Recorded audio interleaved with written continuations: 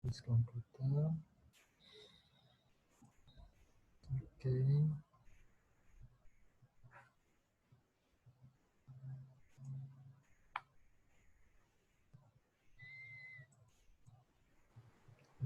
Pak, Ya. ini ada yang tanya di kolom chat. Untuk anggrek, apakah berarti mahasiswa harus menjual produk untuk minggu ke-13? Betul.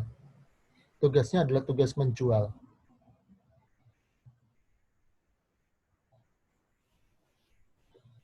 Ya, kalau ada pertanyaan lagi silakan sampaikan ke saya ya. Saya tidak baca kolom chat karena ini kan saya share screen PowerPoint ya. Kolom chatnya tidak terbaca oleh saya. Kalau Anda mau tanya silakan. Lisan aja ya.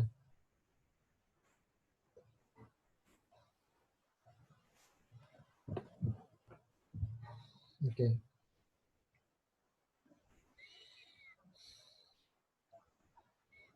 Ini kok muncul di bawah sini.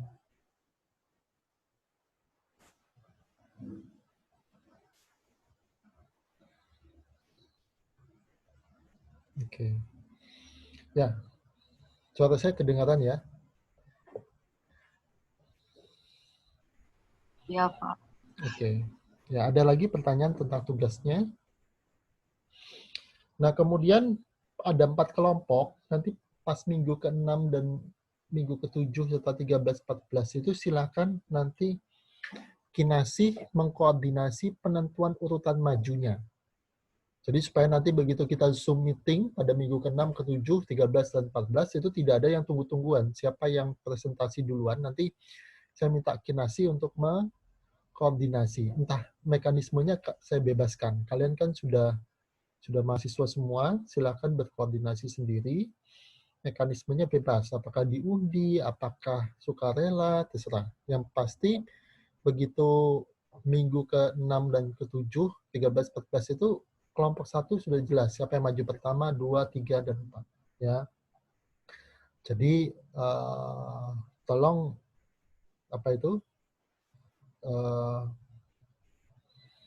urutan maju tidak menjadi masalah ya. Nanti tidak ada pas Zoom meeting minggu ke-6 nanti tunggu-tungguan. Nah, itu tolong disiapkan nanti.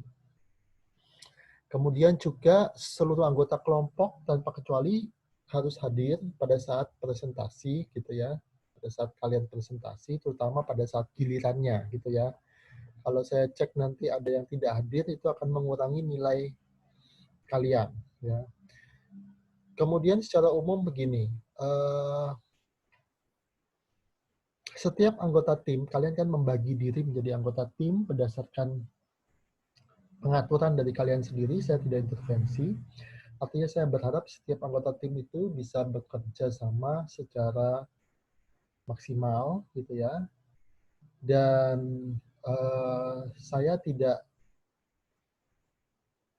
akan menilai kalian itu secara perorangan berdasarkan kontribusinya. Artinya begini, nanti saya belakangan tidak akan menerima laporan seperti ini. Misalnya, Pak, di kelompok saya itu cuma si A, si B, si C yang kerja. Si D dan seterusnya tidak kerja. Gitu ya. Saya tidak bisa seperti itu. Ya, jadi tidak bisa nanti saya turunkan ya nilainya, karena kalau seperti itu nanti akan bermasalah. Ya, nanti yang anak atau mahasiswa yang dituding tidak kerja itu akan protes balik ya, dan akan ngomong, loh Pak, saya kerja juga gitu ya. Jadi dan saya memang tidak tahu kalian tuh bekerja yang mana yang bekerja. Jadi setiap penugasan itu kerjakan secara proporsional, tiap orang berkontribusi, karena secara umum nilai dalam satu kelompok itu akan sama. Jadi nilai kelompoknya berapa ya itu yang dia dapat ya.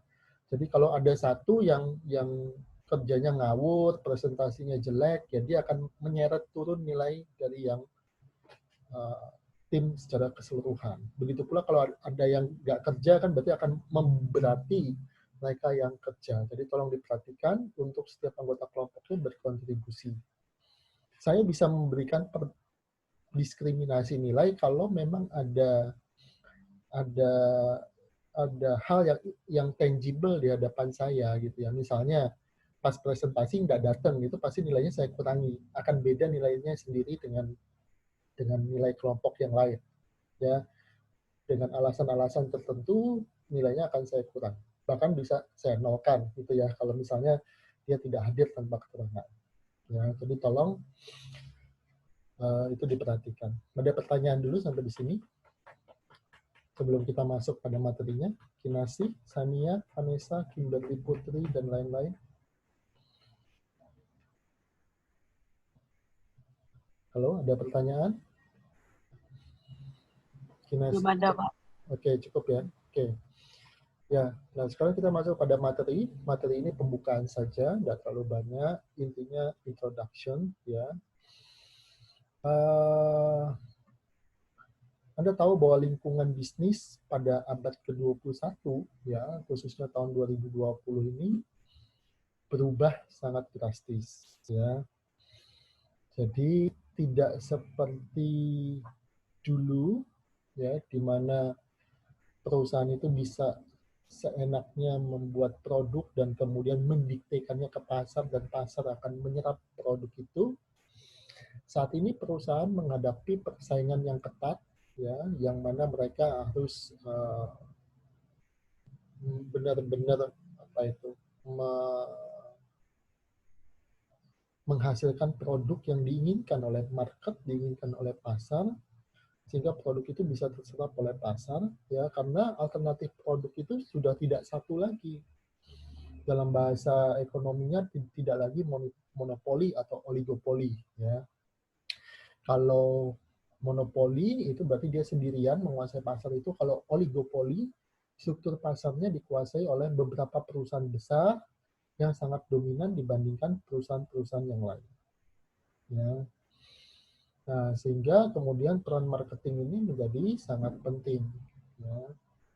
Dan situasi saat ini, tahun 2020, khususnya di Indonesia sejak Maret 2020, di mana terjadi pandemi, itu menyebabkan peran marketing harusnya menjadi lebih penting lagi. Kenapa? Karena pandemi itu menyebabkan penurunan daya beli, ya, banyak orang kehilangan penghasilan, ada yang tetap bekerja tapi mengalami pemotongan gaji dan seterusnya, sehingga mereka akan lebih selektif untuk membelanjakan uangnya.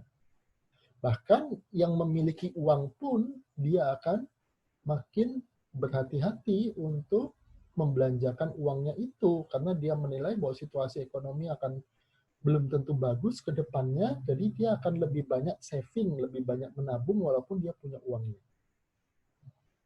Nah, sehingga persaingan untuk mengambil atau mendapatkan penjualan dari market itu akan jadi makin ketat, gitu ya. Dan belum lagi terjadi shifting atau pergeseran perilaku pembelian konsumen dan misalnya dari pembelian konvensional karena kemudian dia takut berinteraksi dengan kerumunan karena ancaman virus corona, kemudian dia melakukan pembelian secara online. Dan nah, itu bagaimana perusahaan harus bisa beradaptasi dengan situasi yang sedemikian, gitu ya, sehingga muncul kemudian platform-platform digital untuk melakukan marketing melalui sosial media untuk memasarkan produk, kemudian melalui software atau platform untuk aplikasi penjualan, ya, karena konsumen menginginkan less contact, more digital, gitu ya, ketika pandemi itu berlangsung dan konsumen itu berusaha menghindari kerumunan dan banyak terjadi WFH, work from home, dan sebagainya. Beberapa sektor bisnis, ini silakan ya, kalau ada sesuatu, kalian tanyakan interaksi ke saya langsung ya, jangan segan-segan untuk bertanya. Beberapa sektor bisnis itu mengalami penurunan penjualan secara signifikan. Ya. Sektor seperti transportasi, banyak orang yang takut bepergian, itu turunnya dalam sekali. Sektor akomodasi, perhotelan, itu juga mengalami penurunan yang dalam sekali. Ya. Pusat perbelanjaan itu juga mengalami penurunan yang dalam. Ya. Banyak orang takut untuk pergi ke pusat perbelanjaan, menghindari kerumunan, sehingga penjualan mereka menjadi anjlok juga. Nah, itu harus diantisipasi, ya. Oke, nah kemudian apa itu marketing? Jadi marketing ini secara teori dia berusaha mengidentifikasi dan memenuhi kebutuhan manusia dan kebutuhan sosialnya, ya, needs dan wants, ya, keinginan dan kebutuhan dari konsumen, ya. Nah, pertanyaan saya, apakah marketing itu sama dengan sales? Apakah marketing itu sama dengan sales? Sama nggak marketing dengan sales? Beda, Pak. Ya? Beda. Beda, oke. Kalau sales penjualannya, kalau marketing itu lebih ke strategi untuk menjualnya. Kalau marketing lebih pada strategi untuk penjualnya. Oke. Kalau sales penjualan. Oke. Siapa tadi? Berliana, Pak. Siapa? Suaranya kecil. Berliana, Pak. Oke, Berliana. Oke. Ada lagi yang berpendapat selain Berliana?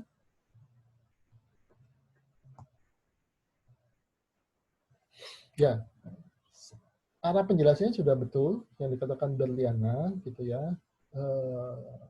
Tapi perlu saya pertajam lagi, ya. Sales itu hanyalah salah satu bagian dari marketing. Ya, jadi kalau Anda berpikir bahwa marketing itu menjual, ya tidak benar, gitu ya.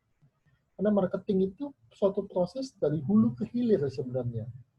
Dari sejak produk itu belum ada, kemudian kita mengidentifikasi needs and wants dari customer, mengidentifikasi target market kita, mulai melakukan research and development untuk produk kita, ya, menentukan atribut-atribut produk kita, sampai produk kita itu dilakukan produksi massal.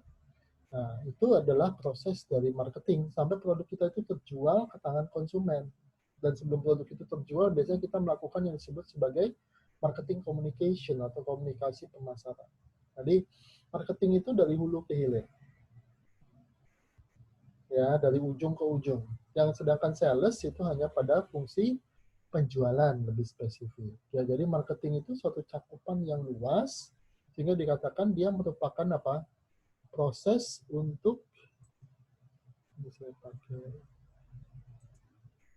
ya, dikatakan merupakan proses untuk menciptakan, mengkomunikasikan dan mewujudkan value kepada customer.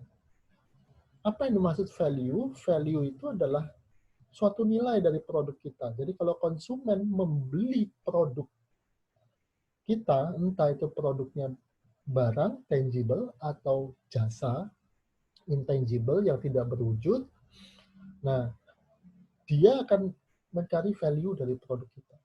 Nah, value yang dibutuhkan tiap konsumen itu akan berbeda-beda, saudara-saudara. Tergantung apa? Tergantung segmen konsumennya. Nah, segmen konsumen itu apa? Adalah bagian dari konsumen yang kita bagi-bagi menjadi karakteristik yang sama. Itu namanya kita segmen.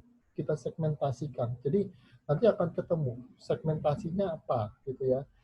Dengan membagi berdasarkan karakteristik tertentu. Nah, dari segmen-segmen itu, tentu kita tidak akan biasanya menjual ke semua segmen, tapi hanya membidik segmen tertentu yang sesuai dengan resource, sumber daya perusahaan yang kita miliki. Apa sumber daya perusahaan yang kita miliki? Sumber daya itu bisa berupa SDM-nya, human capital-nya, ya, manusianya, bisa berupa teknologinya, bisa berupa mesin-mesinnya, bisa berupa modal yang kita miliki. Nah, kita akan menarget apa? Segmen konsumen yang sesuai dengan inner capability, kapabilitas internal, kemampuan internal di dalam perusahaan kita. Misalnya, kalau Anda sebuah developer properti yang skala propertinya secara modal hanya mampu membangun perumahan dengan 5 hektar, tentu Anda nggak bisa membidik konsumen yang ingin membeli rumah dengan skala township atau kota, seperti kalau di Surabaya itu Citraland yang 2.000 hektar. Karena resource dan capability ya, sumber daya dan kapabilitas modal Anda tidak memenuhi untuk itu. Nah, dari situ Anda akan membidik segmennya yang cocok dengan resource dan capability Anda. Setelah ketemu segmennya, baru Anda membuat value-nya. Kenapa? Karena Anda harus tahu dulu apa yang dibutuhkan oleh segmen konsumen Anda itu. Baru Anda membuat value. Value itu biasanya diwujudkan dalam bentuk atribut-atribut produknya. Misalnya, kalau handphone, dia punya, saya nggak tahu ya, fitur-fitur handphone terbaru itu apa. Tapi kalau handphone, taruh kata yang handphone 10 juta, pasti fiturnya punya perbedaan. Value-nya punya perbedaan. Ada fitur tertentu yang tidak ada di handphone 10 juta itu. Yang ada di handphone 10 juta tapi tidak ada di handphone yang 1 juta. Misalnya. Nah, itu kita mendeliver value. Dan customer relationship. Ya, customer relationship ini berarti membangun hubungan dengan pelanggan. Konsepnya disebut sebagai CRM, ya, Customer Relationship Management. Intinya bukan cuma sekedar berhenti di kata-kata membangun hubungan dengan pelanggan, tapi kita bisa mengenali needs and wants dari pelanggan kita itu. Siapa pelanggan kita itu, dan kemudian dari sana kita bisa meng-custom produk atau jasa yang paling sesuai dengan kebutuhan dari customer itu. Nah, itu namanya customer relationship. Ya, sampai di sini kalau ada pertanyaan silakan ya. Anda boleh menginterupsi saya di tengah-tengah saya ngomong. Oke. Nah, berikutnya adalah dengan cara yang menguntungkan organisasi dan stakeholder. Stakeholders itu apa, teman-teman? Pemegang saham, Pak. Ya? Pemegang saham. Oke. Salah satu bagian dari stakeholders adalah pemegang saham atau shareholder. Tapi stakeholder itu sebenarnya bukan cuma pemegang saham. Stakeholder itu salah satunya adalah shareholder, tapi bukan cuma pemegang saham. Bisa karyawan, bisa masyarakat sekitar, gitu ya, bisa konsumen, bisa pemerintah, pokoknya semua yang berkepentingan dengan perusahaan kita. Itu stakeholder. Ya. Nah, jadi menguntungkan bagi semua orang. Menguntungkan bagi siapa? Misalnya kalau perusahaan itu berada di suatu lingkungan, pasti dia harus menguntungkan masyarakatnya juga. Kalau tidak, dia bisa menimbulkan masalah dengan masyarakat. Keberadaan perusahaan itu bisa diprotes. Ya. Saya tahu ada sebuah perusahaan di Pasuruan ya, yang dia memproduksi sesuatu dan itu perusahaan itu memberikan dampak positif bagi masyarakat sekitarnya. Misalnya dia memungkinkan warga sekitar perusahaan itu untuk bisa berjualan, misalnya di sekitar lingkungan perusahaan. Kemudian juga ada warga sekitar itu bisa menjadi ojek, ya. Ketika karyawan pulang, sebagian karyawan itu kan posisinya di Surabaya, ya. Nah, dia nganterin dari Surabaya ke Pasuruan, Pasuruan, Surabaya. Jadi ada dampak positifnya bagi stakeholders, ya, pemangku kepentingan. Dan benefit bagi organisasi, ya, tidak bisa kita pungkiri kalau yang namanya organisasi, apalagi dia organisasi bisnis, perusahaan, korporat, pasti ujungnya itu adalah profit, keuntungan. Ya, adalah bohong kalau dibilang saya bikin perusahaan nggak perlu keuntungan, ya. Sebagian besar itu pasti ujungnya adalah profit. Ya, bagaimana dia bisa menghasilkan profit dan kemudian dibilang oleh siapa tadi sebagai apa? Suatu keuntungan bagi pemegang saham.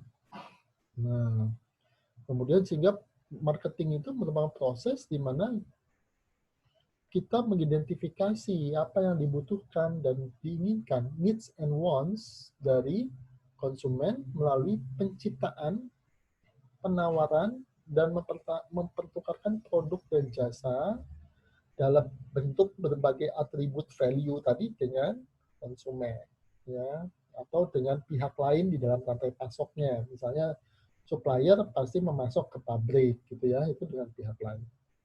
Ada pertanyaan dulu sampai di sini? Ada pertanyaan? Nah, ini adalah produk atau jasa yang dipertukarkan ya di dalam proses pemasaran ya, ada barang, ada jasa, event ini, tapi kalau di masa pandemi ya nyaris berhenti ya, sama seperti wisata. Wisata itu kemudian orang bilang wisata virtual Pak gitu. Nggak bisa menggantikan, wisata virtual itu tidak bisa menggantikan wisata konvensional. Kenapa?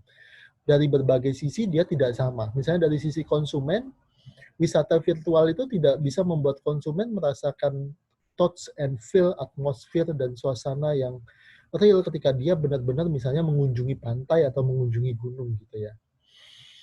Kemudian dari sisi ekonominya, wisata virtual itu beda dengan wisata real. Karena wisata virtual itu tentu tidak, dampak ekonominya lebih kecil, jauh lebih kecil dibanding wisata real. Misalnya kalau wisata yang dalam bentuk fisik, ya ada penjual makanan, ada restoran, ada hotel yang turut mendapatkan penghasilan. Kalau di wisata virtual nggak ada. Selain tarifnya juga jauh lebih kecil. Nah itu jadi dia akan berbeda situasinya pada saat pandemi seperti ini. Event, konser-konser musik, ya itu akan berbeda. Experience, ya, jadi dalam bentuk suatu pengalaman, ya wisata itu masuk, hotel. Kenapa Anda bisa membeli secangkir kopi seharga 50.000, sementara di tempat lain Anda bisa membeli secangkir kopi hanya mungkin dengan harga 4.000 gitu. Nah, karena experience-nya itu berbeda. Nah, itu yang bisa dijual juga ya, experience. Orang mencari experience, pengalaman. Ya, person juga gitu ya, keahlian, ya dokter gitu ya. Ada dokter tertentu yang sangat terkenal, dia laris sekali, pasiennya sampai antri-antri, tapi tempat yang lain nggak terlalu laku. Ya. Place, tempat ya, tempat wisata, tempat hiburan, ya, properti, organisasi, ya, juga informasi, ya. Anda pernah mendengar kata-kata information is the new oil? Pernah dengar? Information is the new oil, pernah dengar?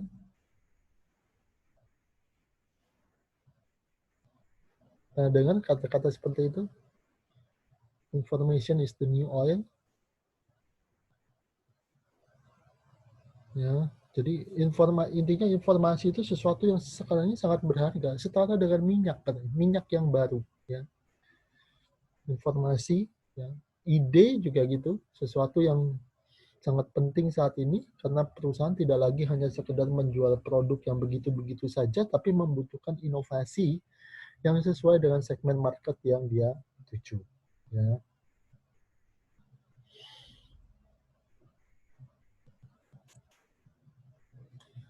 Nah, market itu ada macam-macam, ya. Marketer itu pemasarnya, prospek itu orang yang mau kita dekati untuk kita lakukan proses penjualan, itu prospek. Ya, kemudian market itu ada consumer market, ada business market. Consumer market itu B2C, business market itu B2B. Pernah dengar ya? Tahu bedanya B2B dengan B2C? Tahu bedanya nggak? Halo? Nggak, Pak. Nggak tahu. Oke.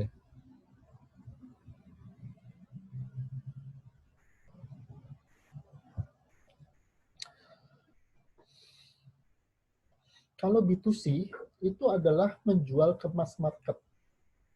Ada di sekeliling kita banyak sekali, ya. Pedagang kelontong yang jual beras itu menjual ke mass market, ke individual customer. Itu B2C, ya. Ada konsumen datang, dia beli beras, itu B2C. Intinya yang dia jual itu individual customer. Nanti ada pembahasannya di chapter berikutnya. Saya jelaskan secara sepintas saja dulu. Kemudian ada business market. Kalau business market itu B2B, dia menjual pada institusi.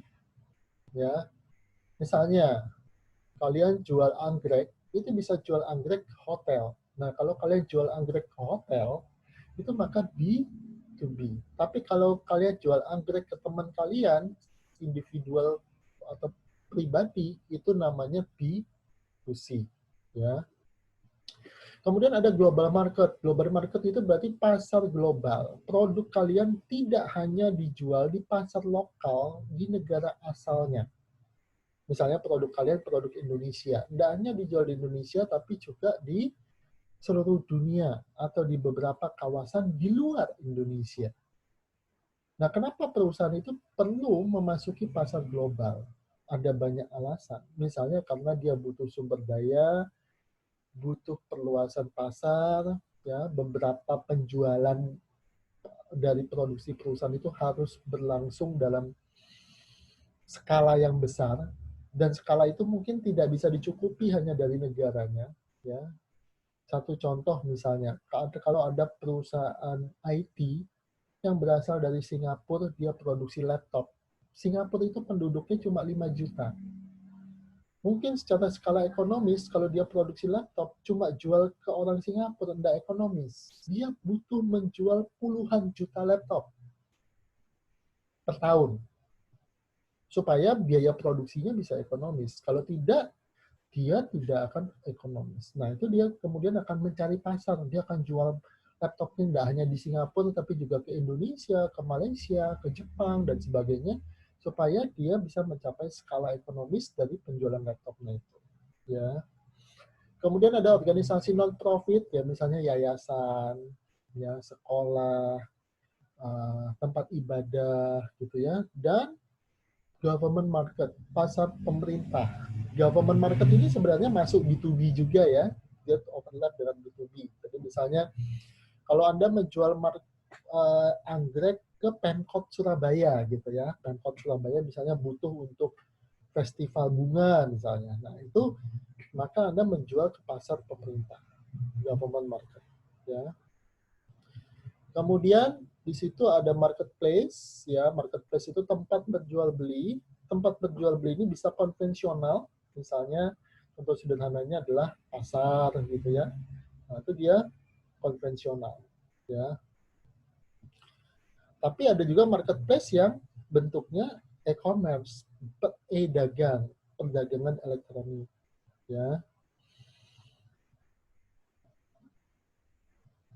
Nah, itu macam-macam. Ya, kalau yang meta market, market space itu tidak usah kita bahas ya, karena itu terlalu detail. Anda perlu paham yang garis besarnya saja. Karena yang saya kendaki di sini Anda bukan belajar definisi-definisi, tapi memahami konsep ya. Anda ya di UTS, UAS itu nanti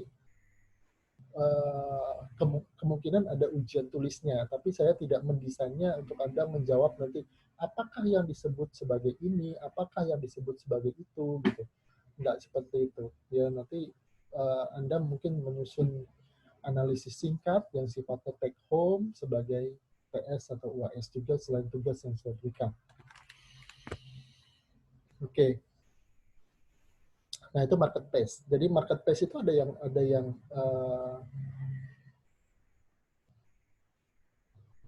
e-commerce juga, misalnya kayak Tokopedia, Bukalapak itu e-commerce ya, e-dagang. Nah kemudian marketing konsep ya, ada needs, wants, and demand ya. Needs itu apa yang dibutuhkan konsumen, wants itu apa yang diinginkan oleh konsumen. Nah di saat pandemi seperti ini, yang paling penting itu needs atau wants kita melihatnya sebagai perusahaan. Needs, Pak. Needs, betul ya, karena ketika pandemi seperti ini kita lihat orang tidak lagi butuh mungkin untuk memamerkan baju yang mahal, fashion yang mahal, atau produk yang bermerek, lifestyle status. Kenapa? Karena mereka di rumah. Needs-nya justru pangan, obat-obatan, itu justru yang sekarang naik kan, melonjak gitu ya needs-nya. Ya. Nah, situ kita bisa lihat ya. Akibatnya memang penjualan produk yang berbasis wants, lifestyle dan sebagainya itu turun. Ya. Kemudian demand itu juga penting. Demand itu apa teman-teman? Permintaan. Iya, produk sebagus apapun, nek gak ono sing minta, gak ada yang gelem minta produk itu, ya pasti nggak ada yang mau beli, nggak ada yang mau beli produk itu, ya pasti nggak terjual. Kan sedangkan kita memproduksi sesuatu itu kan untuk menghasilkan penjualan supaya bisa profit. Nah, untuk bisa menghasilkan penjualan harus ada demand-nya. Nah, ini Anda harus lihat di market-nya itu ada demand-nya nggak untuk produk yang Anda buat, ya. Kemudian ada konsep STP ya, segmentation, targeting, dan positioning. Target market seperti yang saya bilang tadi, Anda membagi pasar berdasarkan karakteristik tertentu sehingga nanti pasar itu Anda tahu, oh ini pasar yang seperti ini. Secara teori pembagiannya nanti macam-macam. Misalnya membaginya berdasarkan kelas pendapatan, itu yang paling sederhana. Membaginya berdasarkan demografi, membaginya berdasarkan gaya hidup atau lifestyle. Nah, dari target market itu kalian kemudian menentukan, oh ternyata target market yang ingin saya layani adalah target market A misalnya. Nah, setelah saya tahu target marketnya itu target market A, baru saya membuat apa itu? Positioning untuk produk saya. Ya, positioning itu kita bicara tentang value yang sudah kita buat tadi. Apa atribut-atribut dari produk kita itu. Positioning-nya itu sesuai dengan target market-nya. Target market itu dipilih setelah kita melakukan segmentasi. Jadi yang pertama kali kita lakukan adalah segmentasi dulu. Membagi pasar itu dulu ke dalam segmen-segmen tertentu. Nanti setelah kita ketemu segmen mana yang mau kita layani, baru kita target. Wah, ternyata saya membidik segmen A misalnya. Nah, kalau saya sudah membidik segmen A, baru kita membuat produk yang value-nya sesuai dengan segmen A tadi. Ya, saya susun atributnya seperti ini, rasanya seperti ini, teknologinya seperti ini. Tidak perlu semua value kita benamkan, karena value itu berarti cost. Ya, Anda tidak perlu memberikan value yang mahal yang konsumen Anda tidak mau membelinya. Jadi sesuai segmen. Karena creating value itu biasanya identik dengan cost. Kalau cost itu akan menaikkan harga jual. Nah, pertanyaannya, apakah value itu dibutuhkan oleh konsumen Anda? Nah, Anda harus tahu dari segmentasi dan target marketnya. Ya, kemudian ada melakukan proses penjualan, dan di situ ada brand. Ya, brand itu adalah simbol-simbol tertentu yang nanti akan dipahami sebagai mewakili produk Anda. Jadi kalau misalnya pada sepatu Nike gitu ya, ada simbol Swoosh. Nah, orang akan tahu itu brandnya Nike gitu ya. Kemudian ada value, tadi saya sudah jelaskan tentang value, dan satisfaction, customer satisfaction. Secara teori, customer satisfaction ini terjadi ketika produk yang kita jual itu antara yang dikorbankan konsumen itu bisa berupa waktu, bisa berupa uang. Dia beli produk Anda ngeluarin duit kan, misalnya dia keliling-keliling cari produk Anda, dia ngeluarin waktu gitu ya, kemudian mungkin dia ada ongkos transport dan sebagainya. Total pengorbanan yang dilakukan konsumen itu lebih kecil dari benefit yang dia dapat dari membeli produk Anda. Jadi benefitnya lebih gede dari pengorbanannya. Di situ terjadi customer satisfaction. Nah, customer satisfaction ini biasanya diharapkan akan berujung pada loyalitas pelanggan. Kalau pelanggannya loyal, suatu saat dia akan melakukan pembelian kembali atau melakukan rebuy, gitu ya, pembelian kembali atau rebuy. Nah, kemudian di situ ada marketing channel juga, ya, marketing channel atau saluran pemasarannya. Produk sebagus apapun, kalau dia tidak punya saluran distribusi misalnya, nggak ada toko yang jual, ya nggak bisa laku dong, gitu ya. Apalagi kalau produk itu adalah consumer goods. Consumer goods itu karakteristiknya apa? produk itu harus sedekat mungkin dengan konsumen. Anda kan nggak mau pasti disuruh ibu membeli garam, tapi garamnya belian di Tunjungan Plaza sana. Aduh ya Bu, gitu. Kan pasti nggak mau. Ya. Maunya belinya dekat di Indomaret, di dekat rumah, atau di mana di dekat rumah. Gitu ya. Marketing channel itu penting. Supply chain. Supply chain itu rantai produksi kita. Ya. Rantai produksi juga penting karena menentukan misalnya apakah produk kita itu hasil akhirnya akan berkualitas atau tidak. Apakah produk kita itu harga pokok produksinya akan mahal atau murah dibandingkan pesaing yang menjual produk yang sama, gitu ya. Nah, itu penting supply chain itu. Ya, di mana kita mendapatkan supplier, produksinya di mana, tenaga kerjanya berapa, UMR-nya berapa, itu masuk di dalam supply chain. Ya, dan kemudian seperti saya bilang tadi, ada competition, ada persaingan. Anda tidak berada di market yang kosong, kecuali Anda monopoli, kecuali Anda PLN. Pertamina saja kan sekarang ada pesaingnya di mana-mana, SPBU yang asing kan banyak, ya. Dan kemudian ada marketing environment, lingkungan bisnis. Anda beroperasi di Surabaya, pasti harus berurusan dengan pemerintah kota Surabaya. Izin pendirian toko misalnya, membayar pajak ke Pemkot atau ke pemerintah pusat. Kemudian ada konsumen, yang konsumen Surabaya itu beda dengan konsumen Jakarta. Percaya nggak, konsumen Surabaya itu beda nggak dengan konsumen Jakarta menurut kalian? Halo?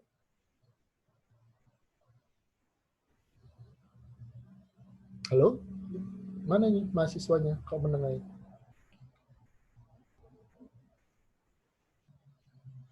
Halo? Masih mendengarkan, Pak. Ya. Sama nggak konsumen Surabaya dengan konsumen Jakarta? Berbeda. Beda. Kira-kira bedanya apa? Dari gaya hidupnya berbeda, Pak. Jadi kebutuhannya pasti berbeda. Oke. Ini siapa ini? Victoria. Oke, Victoria bilang beda. Gaya hidupnya beda. Kalau dari sisi kemampuan spendingnya, kemampuan belanjanya lebih tinggi mana? Surabaya atau Jakarta? Rata-rata ya? Mirip sepertinya, Pak. Mirip, oke. Lebih sensitif harga itu yang mana? Surabaya atau Jakarta? Lebih sensitif itu bahasa sederhananya lebih hitung-hitungan ngeluarin duit gitu ya. Sepertinya Jakarta, Pak. Jakarta lebih hitung-hitungan. Sepertinya. Atau justru Surabaya. Nah, di situ dia punya perbedaan ya. Jadi perilaku konsumennya bisa berbeda satu lokasi dengan lokasi yang lain gitu ya. Nah, itu marketing environment. Pesaingnya bisa berbeda ya. Nah, itu Anda harus tetap paham ya. Oke, silakan kalau ada pertanyaan. Ya. Nah, kemudian ini fenomena di masyarakat yang terjadi terkait dengan marketing gitu ya. Berkembangnya IT, saya bilang tadi ya, pandemi ini mendorong shifting yang lebih besar ke arah pemasaran dan penjualan secara digital. Ya, banyak perusahaan yang sekarang masuk ke e-dagang, e-commerce, membuat platform, membuat aplikasi dan sebagainya. Ya. Kemudian ada globalisasi. Kita perlu menjual produk kita tidak hanya di negara asal kita, tapi juga di luar negeri dengan alasan-alasan tertentu. Ya. Kemudian ada deregulasi. Deregulasi itu kebijakan pemerintah untuk mempermudah investasi masuk. Jadi aturan-aturan yang menghambat investor untuk masuk itu dipangkas. Nah, itu yang dilakukan oleh pemerintah Jokowi kan, ya. Kemudian ada privatisasi. Privatisasi ini lawannya go public. Kalau privatisasi, perusahaan itu berubah menjadi perusahaan private, perusahaan tertutup, ya. Tidak lagi menjadi perusahaan go public yang melantai di bursa efek yang sahamnya diperdagangkan secara terbuka. Ya. Kemudian juga terjadi kompetisi yang makin ketat, ya, persaingan itu makin ketat. Kemudian konvergensi industri. Ya, industri itu satu sama lain makin terjadi konvergensi, makin terjadi penyatuan gitu ya.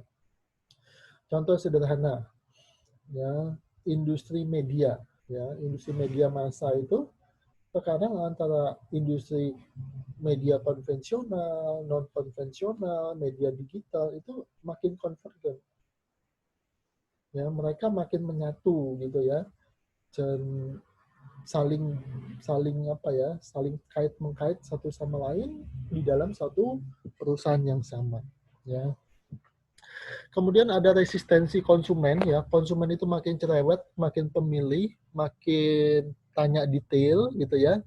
Dan ada sentimen-sentimen mereka tertentu, misalnya sentimen, wah kalau ini perusahaan merusak lingkungan, saya nggak mau beli produk dari perusahaan yang merusak lingkungan misalnya. Kalau perusahaan ini memperlakukan pegawainya secara semena-mena, tidak manusiawi, saya tidak mau beli produk dari perusahaan yang memperkosa hak-hak pegawai misalnya. Nah, kemudian terjadi transformasi retail juga, ya. Jadi retail itu tahu ya, penjualan eceran, B2C tadi ya, penjualan eceran. Itu dia makin berubah menuju ke digital juga. Tapi saya tidak bilang retail konvensional akan musnah, tapi mereka akan, menurut saya, akan saling melengkapi satu sama lain. Kenapa? Karena toko fisik itu masih dibutuhkan sebenarnya, saudara-saudara. Ya, Anda coba bayangkan, sekarang Anda WFH mulai bulan Maret yang lalu, study from home mulai Maret lalu sampai sekarang, tidak pernah jalan-jalan kemana-mana lagi, tentu Anda merasa bosan. Orang kadang belanja itu bukan hanya untuk memenuhi kebutuhan kan, tapi untuk memenuhi apa itu aspirasi rekreasinya, ya, supaya tidak jenuh, supaya tidak stres, ya.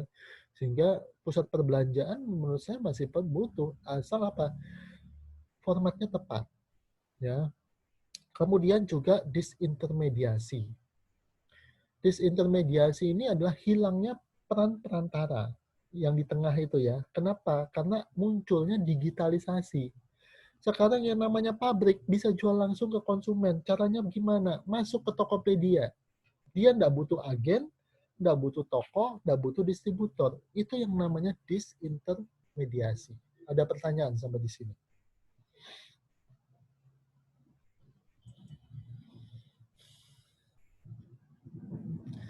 Nah, kemudian ada konsep produksi, Anda harus tahu teknologinya apa gitu ya. Jadi kalau misalnya Anda di pangan, Anda pasti, saya gini, kalau Anda masuk ke suatu bisnis, masuklah ke bisnis yang Anda memang tahu persis bisnis itu apa, cara produksinya gimana, konsep produknya gimana. Jangan masuk ke sesuatu yang itu bukan keahlian Anda. Bahkan ada yang bilang kalau bisa itu passion Anda, kalau bisa itu hobi Anda gitu ya. Sehingga Anda akan tahu dengan baik konsep produksinya, konsep produknya, A sampai Z tentang produk dan penjualan, ya. Nah, kemudian pemasaran itu juga harus holistik, ya. Ada relationship tadi ya, seperti saya bilang, customer, channel itu saluran distribusi. Partner itu siapa? Partner itu biasanya merujuk pada supplier.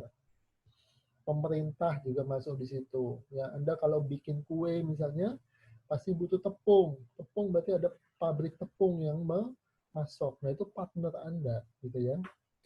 Kemudian integrated marketing mix 4P. Ada yang tahu 4P itu apa? 4P ada yang sudah tahu belum? Belum, Pak. Oke, 4P itu adalah marketing mix atau bahasa Indonesianya adalah bauran pemasaran. Terdiri dari price itu harga, produk itu berarti produknya itu seperti apa, value-nya seperti apa, atribut produknya seperti apa. Kalau price, ya penetapan harganya. Nanti ada chapter khusus tentang pricing. Kemudian place tempat. Place itu artinya saluran distribusi. Seperti saya bilang tadi, consumer goods itu harus produknya ada di mana-mana. Orang nggak mau beli produk yang ya susah nyarinya, nggak mau dia. Makanya place itu saluran distribusi menjadi penting. Dan kemudian promotion. Ya, promotion juga penting. Kenapa? Tanpa promosi produk Anda nggak akan dikenal orang. Ya.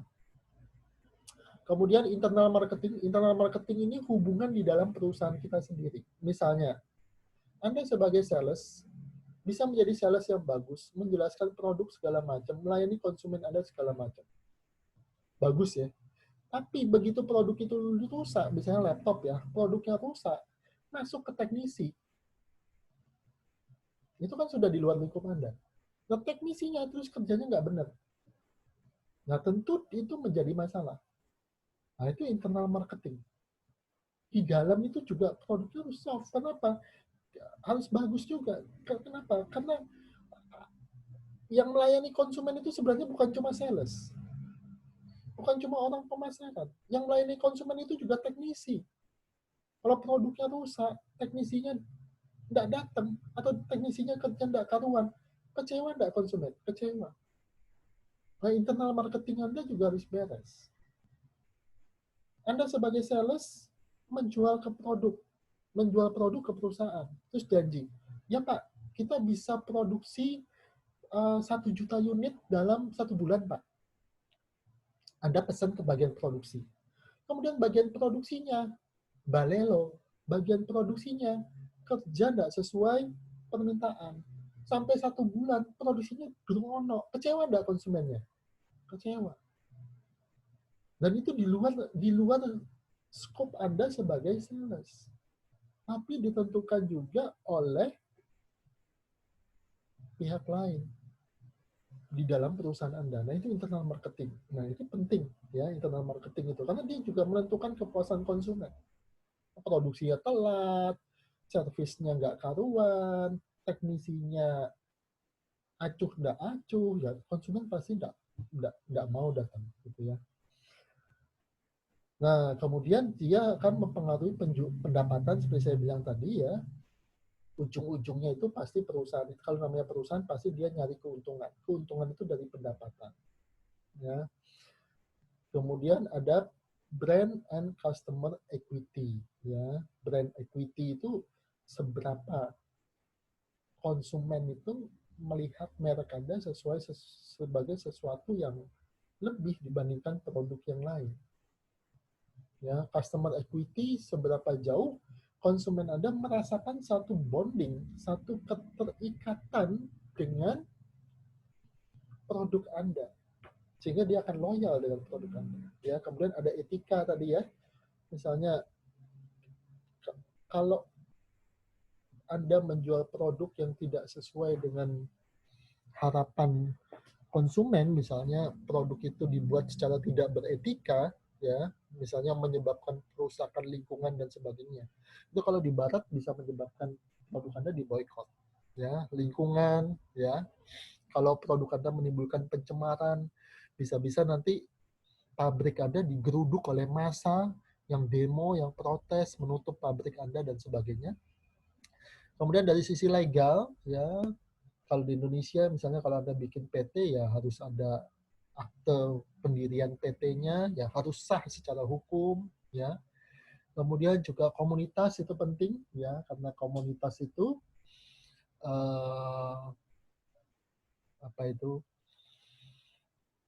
berperan penting dalam penjualan produk. Ya, misalnya kalau Anda jual handphone, Anda perlu masuk ke komunitas penggemar gadget karena sebagian konsumen dari produk Anda itu adalah penggemar gadget. Nah, itu ya. Oke. Ya. Kemudian ini yang dilakukan oleh marketing management, ya, mengembangkan strategi dan rencana pemasaran. Nanti minggu kedua kita bahas, ya, mendapatkan insight pemasaran. Jadi insight pemasaran itu mendapatkan informasi yang mendalam tentang berbagai hal tentang aktivitas pemasaran kita. Misalnya berapa harga yang dikehendaki oleh konsumen, siapa saja pesaing kita, gitu ya. Nah, karakteristik industrinya seperti apa, perilaku konsumennya seperti apa, itu tugas kalian pada minggu ke-7 ya, mendapatkan marketing insight. Ya, minggu ke-6 juga termasuk, tapi minggu ke-6 itu untuk anggrek ya, marketing insight untuk anggrek. Minggu ke-7 itu marketing insight untuk produk pangan yang kalian pilih minggu ke-7 ya. Jadi tugas kalian di minggu ke-6 dan ke-7 ini nanti terkait juga dengan marketing insight ini. Connecting with customer ya, menjalin hubungan baik dengan customer tadi ya, ada CRM tadi, sehingga kita bisa tahu perilaku konsumen kita dan tahu needs and wants mereka, dan kemudian membuat produk yang sesuai dengan needs and wants dari customer kita, ya. Membangun merek yang kuat, ini mudah dikatakan tapi tidak mudah untuk diwujudkan. Ya, misalnya merek yang kuat itu begitu Anda mau membeli sesuatu, di benak konsumen itu akan muncul kategori produk itu. Misalnya saya mau beli pasta gigi, saya ingatnya Pepsodent. Bahkan saking kuat mereknya apa itu, air mineral itu kan orang bilang, saya mau beli Aqua, padahal yang dibeli Cheers misalnya. Nah, itu saking kuat mereknya. Aqua itu bukan lagi menjadi merek, tapi menjadi produk kategori, menjadi kategori produk. Ya. Kemudian kita bisa membentuk penawaran market, ya, menggerakkan pasar untuk bisa membeli produk kita, diminati pasar dan sebagainya, mendeliver value tadi sudah, mengkomunikasikan value, nanti ada di minggu ke berapa setelah UTS itu kita bicara tentang komunikasi pemasaran, dan menciptakan pertumbuhan yang sifatnya long term. Artinya perusahaan Anda itu, gini, di dalam akuntansi ada prinsip namanya going concern. Going concern itu perusahaan Anda itu akan terus berjalan sampai masa-masa yang berikutnya. Jadi nggak jualan sebulan terus bangkrut. Nah itu Anda perlu menciptakan long term growth, ya, strategi yang bisa membuat perusahaan Anda tetap sustainable, tetap bertumbuh, tetap eksis sampai bertahun-tahun ke depan, bahkan sampai turun ke dari Anda, misalnya turun ke anak Anda, turun lagi ke cucu Anda dan seterusnya, ya, sampai bergenerasi-generasi. Sudah habis. Tidak ada lagi ya. Ya, oke. Ya, ada pertanyaan dulu sampai di sini.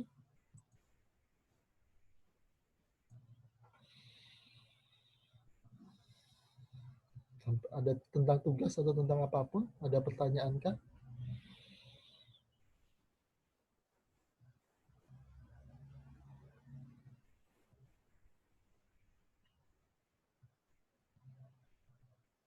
Ada pertanyaan?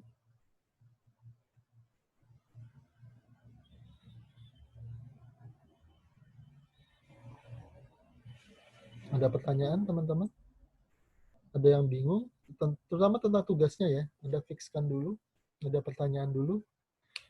Vanessa?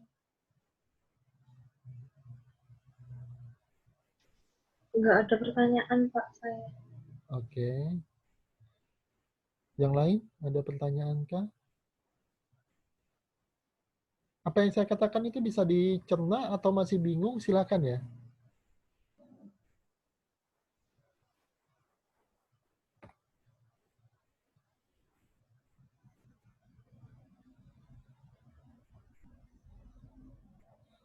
Nah, kalau tidak ada pertanyaan lagi, ya udah.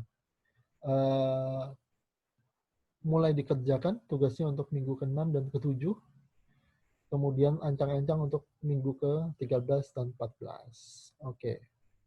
Kinasi, ketua kelasnya, ada sesuatu yang ingin disampaikan atau apa? Yang lain?